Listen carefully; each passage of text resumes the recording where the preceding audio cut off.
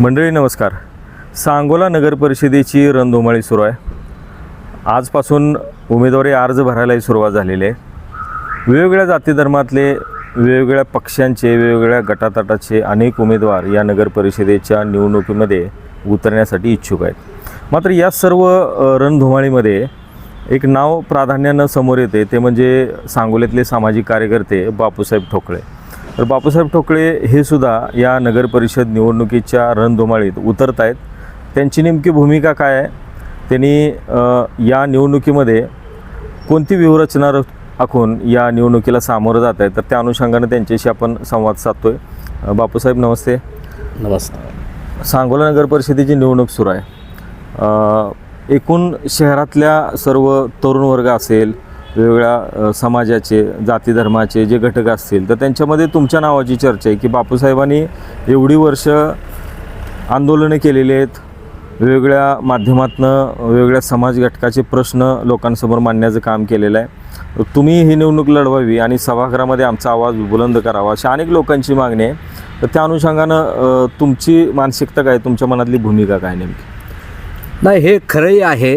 गेली अनेक वर्ष सातत्यानं सांगोला शहर आणि तालुक्यामध्ये गोरगरीब असतील, वंचित असतील, भूमिहीन शेतकरी, शेतमजूर असतील, भटके विमुक्त असतील, अल्पसंख्याक असतील, SC ST OBC NT VJNT एकंदरीत 85% बहुजन समाज असतील की ज्यांच्या प्रश्नाच्या संदर्भातल्या भूमिकेने सातत्यानं आंदोलनाच्या माध्यमातून असेल, रस्त्यावरच्या लढाई असतील, त्या लोकांच्या संदर्भातल्या भूमिकेनं अन्न, वस्त्र, आरोग्य, शिक्षण, पाणी या ज्या काही मूलभूत गरजा आहेत, त्या मूलभूत गरजा या ठिकाणी भागवल्या जात नाहीत.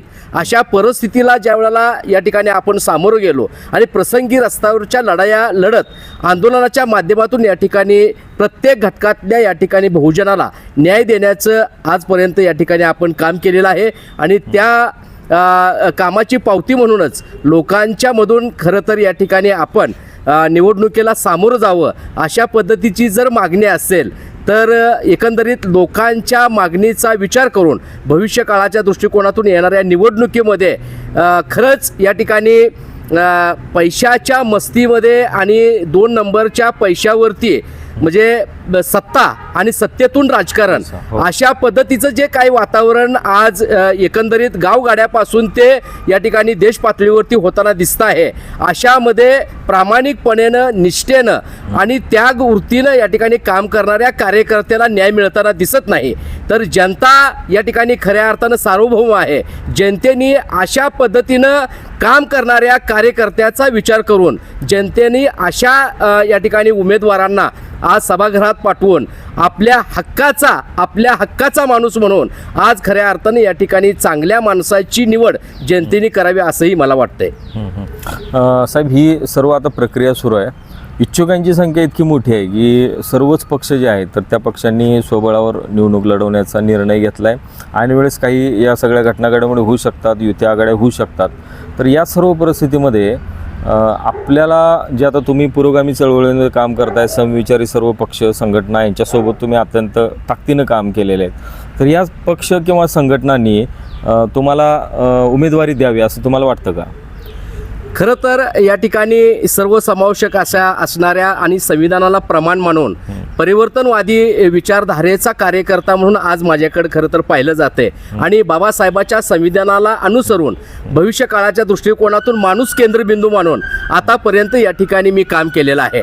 आणि मग मला वाटतंय की माझ्यासारख्या कार्यकर्त्याचा सुद्धा इथं असणाऱ्या प्रस्थापित राजकारणाने इव्हन पुरोगामी विचारधारेतून काम करणाऱ्या आणि बुद्ध, शिवराय फुले, शाहू आंबेडकर या समतावादी विचारधारेला मानणाऱ्या या ठिकाणी ज्या पक्षाने माझ्यासारख्या कार्यकर्त्याचा या ठिकाणी प्राधान्यानं विचार करून मला या ठिकाणी खरं तर त्यांनी संधी द्यावी असं मलाही वाटतंय.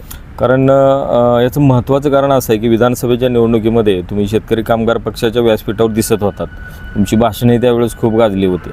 तर एकूण सर्वसामान्यांमध्ये ही चर्चा आहे की बाबा शेतकरी कामगार पक्षानं तुम्हाला न्याय द्यावा, कारण तुम्ही विधानसभेला खूप चांगल्या पद्धतीने त्यांचं काम केलेलं आहे, त्यांना बळ दिलेलं आहे, शहरामध्ये मोठ्या ताकदीनं त्यांना मताधिक्य द्यायचंही तुम्ही काम केलेलं आहे. तर लोकांची ही जी मागणी आहे, तर या अनुषंगानं तुमची काय भावना आहे का या पक्षाकडं? काय खरं तर या ठिकाणी बाबासाहेब देशमुख साहेबांना या ठिकाणी निवडून आणण्यासाठी प्रस्थापित त्यांच्या विरोधातल्या उमेदवाराला या ठिकाणी खरं तर आपण अंगावरच घेतल्यासारखी अशा पद्धतीची परिस्थिती आपण निर्माण केली होती. आणि ते असताना खरं तर राजकारणामध्ये तसे माझे कोणीच शत्रू नाहीत. इव्हन आदरणीय शहाजीबापू पाटील असतील, आदरणीय दीपकआबा साळुंके पाटील असतील, ज्यांच्याबरोबर माझे मैत्रीपूर्ण खरं तर या ठिकाणी संबंध आहेत. आणि हे सगळे असताना सुद्धा आज परिवर्तनवादी विचारधारेनं काम करणाऱ्या या ठिकाणी पुरोगामी विचारधारेचा एक कार्यकर्ता, जातीवादी पक्षाबरोबर न जाता या ठिकाणी विचारधारेला मानणारा मी एक कार्यकर्ता आहे. आणि असं करत असताना आदरणीय डॉक्टर बाबासाहेब देशमुख साहेबांना या ठिकाणी आपण तशी तेवढ्या ताकदीनं मदत केली आणि त्यांना निवडून आणण्याच्या दृष्टिकोनातून मी माझा जो या ठिकाणी वाटा असेल तो तेवढ्या ताकदीनं या ठिकाणी खऱ्या अर्थानं त्यांना देऊन आज खऱ्या अर्थानं निवडून आणण्यात सुद्धा माझा सहभाग आहे. आणि म्हणून मला वाटतं की डॉक्टर बाबासाहेब देशमुख यांनी माझ्या या ठिकाणी माझ्या उमेदवारीची आणि माझा या ठिकाणी विचार करावा अशा पद्धतीनं मलाही वाटतंय. साहेब 2019च्या निवडणुकीमध्ये तुम्ही ती विधानसभेची निवडणूक लढवली होती. तुम्हाला लक्षणीय मतही त्यावेळेस मिळाली. मला वाटते 1819 पेक्षा जास्त मतं तुम्हाला 2000 मतं तुम्हाला 2019च्या विधानसभा निवडणुकीत मिळाली होती. आपण 2019चा जर विचार केला तर शेतकरी कामगार पक्षाच्या उमेदवाराचा अगदी काही मतांनी तुम्हाला जेवढी मतं मिळाली त्यापेक्षा फार कमी मतांनी त्यांचा पराभव त्या ह्याच्यामध्ये झालेला आहे. याचा अर्थ असा की तुम्ही निर्णायक भूमिका 2019च्या निवडणुकीमध्ये बजावली होती. तर त्या निवडणुकीच्या माध्यमातून तुम्हाला तुमची ताकद दाखवून द्यायची संधी मिळाली होती. त्यातनं सिद्धही झालं होते की तालुक्यामध्ये शहरामध्ये तुम्हाला मानणारा मोठा वर्ग आहे. तर त्या एकूण 2019च्या यशाच्या अनुषंगानं या निवडणुकीच्या बाबतीत तुमचं काय म्हणजे ॲनालिसिस काय राहील, आपण काय ताकद दाखवू शकू त्यात? तेच म्हणजे या शहर आणि तालुक्यामध्ये सर्वसमावेशक सर्व जाती धर्मांच्या लोकांबरोबर काम करत असताना लोकांचा एक हक्काचा माणूस म्हणून सर्वांच्या सुखादुःखामध्ये आज आपण सहभागी होतो. आणि सुखदुःख या ठिकाणी वाटून घेत असताना सामाजिक बांधिलकी आणि माणुसकीच्या मानवतेच्या या ठिकाणी भावनेतून आज काम करणारा एक कार्यकर्ता म्हणून बापू ठोकळे एक हक्काचा माणूस म्हणून आज सर्वसमावेशक सर्व जाती धर्माची लोक आज या ठिकाणी बापू ठोकळेंना या ठिकाणी काम सांगतात. आणि एक कार्यकर्ता म्हणून एक जमिनीवरचा एक सामान्य कार्यकर्ता म्हणून या ठिकाणी मी काम करतो. आणि म्हणूनच 2019 साली आज एवढी मोठी प्रस्थापितांची या ठिकाणी लागणाऱ्या या ठिकाणी त्यांच्या लढाईमध्ये आज माझ्यासारख्या कार्यकर्त्यांना जनतेने मला निर्णायक केलं. आणि म्हणूनच या ठिकाणी मला वाटतंय की जनता माझ्यावरती प्रेम करते. आणि अशा पद्धतीच्या विचारानं या ठिकाणी मी सुद्धा रणांगणात उतरावं आणि जनतेची सेवा करण्यासाठी. नगरसेवक हे प्रतिष्ठेचं पद नाही तर ते सेवेचं पद आहे. आणि ही सेवा करण्याची संधी आज जनतेनं माझ्यासारख्या या ठिकाणी असणाऱ्या सामान्य कार्यकर्त्याला द्यावी असं या ठिकाणी मला वाटतंय. साहेब शेवटचा प्रश्न आहे, या सर्व वातावरणात कारण निवडणुकीला सामोरं जाताना पक्ष विचार करतात की पैसावाला उमेदवार पाहिजे, त्याचं उपद्रव मूल्य पाहिजे त्या समाजामध्ये किंवा त्या वार्डामध्ये प्रभागामध्ये, आणि मॅक्झिमम क्रायटेरिया हा पैशाचा राहतो. तर या वस्तुस्थितीला छेद देऊन तुम्ही तुमच्यासोबत असणारे तुमचं ज्या पक्षांशी जमतंय, तुम्ही मागाशी उल्लेख केलात, तर त्या पक्षांच्या नेतेमंडळींना काय आवाहन कराल की तुम्ही पैसे आणि बाकीच्या बार्गेनिंग पॉवरकडं किंवा उपद्रव मूल्याकडं न पाहता निष्ठावान किंवा समविचारी वेगवेगळ्या समाज घटकाशी बांधिलकी असणारा तळमळीने झटणारा कार्यकर्ता कसा पुढावे या बाबतीत काय आवाहन कराल तुम्ही? नाही, पैसा हा सर्वस्व नाही. पैशाच्या पुढे जाऊन या ठिकाणी माणुसकी आहे, मानवतावाद आहे.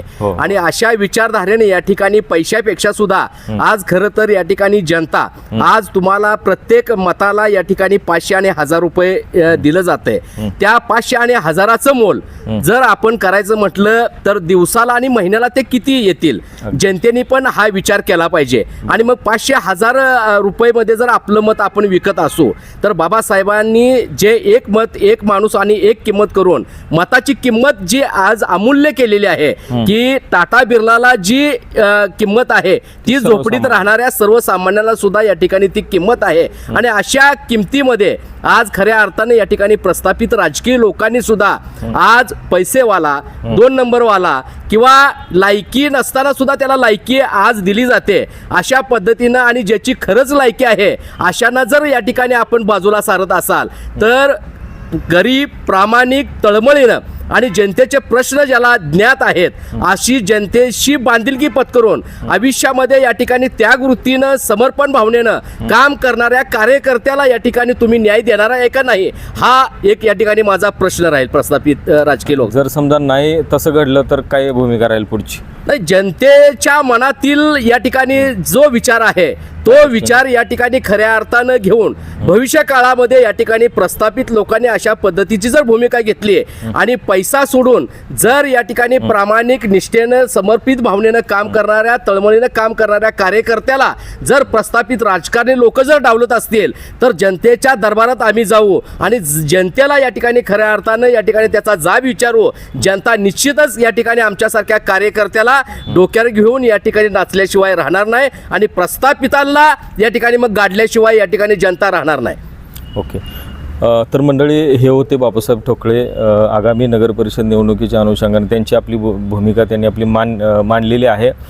या निवडणुकीमध्ये त्यांचं मत असं आहे की चारित्र्यवान आणि पैशाच्या पाठीमागं न लागणारा जो कार्यकर्ता, जो सच्चा समाजाप्रती भूमिका मांडतो, आंदोलनं करतो, तर अशा उमेदवाराला उमेदवारी मिळावी पक्षाकडून. लोकांनाही त्याचा पाठिंबा राहावा या अनुषंगाने त्यांची मागणी आहे. जर उमेदवारी नाही मिळाली तर आगामी काळात स्वतंत्र भूमिका घेऊ असं त्यांचं मत आहे. आपण तुर्तास इथंच थांबूया. धन्यवाद.